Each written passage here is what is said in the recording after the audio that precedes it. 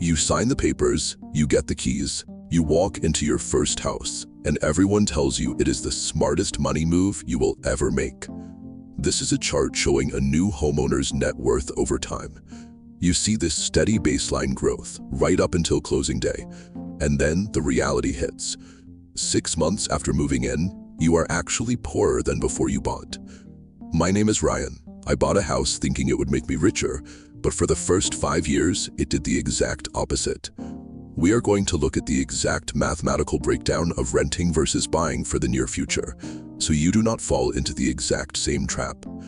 The cultural advice that a house is an instant wealth generator ignores the short-term math.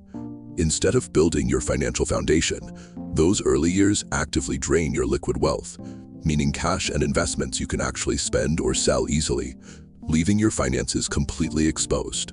To understand where the money goes, look at the mechanics of a standard mortgage. In the first 5 years, the vast majority of your monthly payment goes straight to the bank as interest, rather than building your equity. Equity is the portion of the home's value that you actually own outright. On a $350,000 mortgage at 7%, your $2,329 monthly payment is heavily skewed.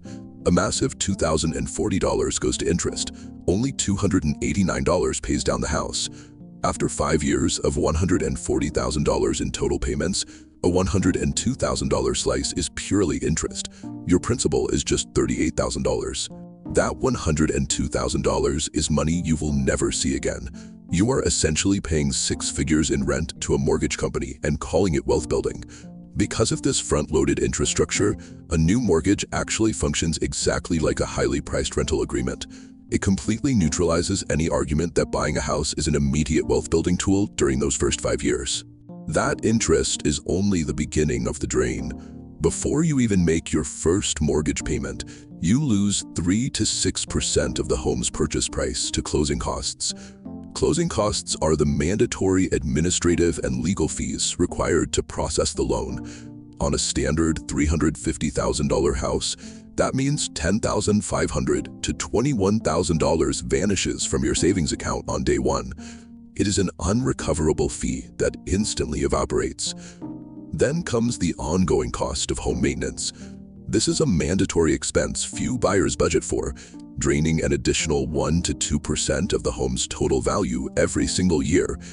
That translates to between $3,500 and $7,000 out of pocket annually. It is a new water heater, a patch for a leaking roof, or a broken HVAC unit right in the middle of summer. This chart compares 5-year costs against what you actually keep.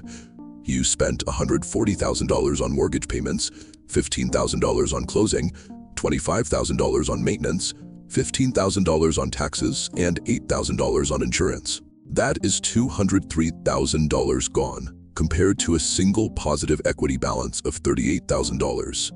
This invisible ledger of maintenance, taxes, and fees creates a quiet financial trap.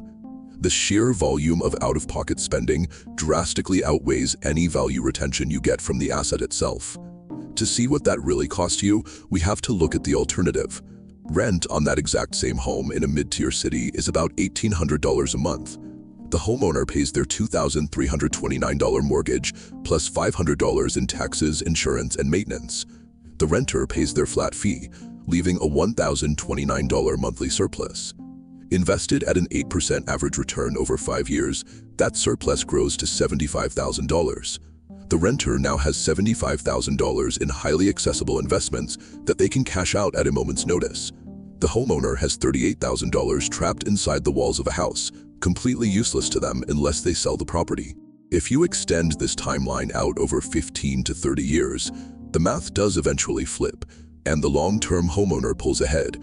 Buying property is a viable long-term strategy, but knowing the mathematically proven drain of those first 5 years is required if you want to survive the true cost of owning a home.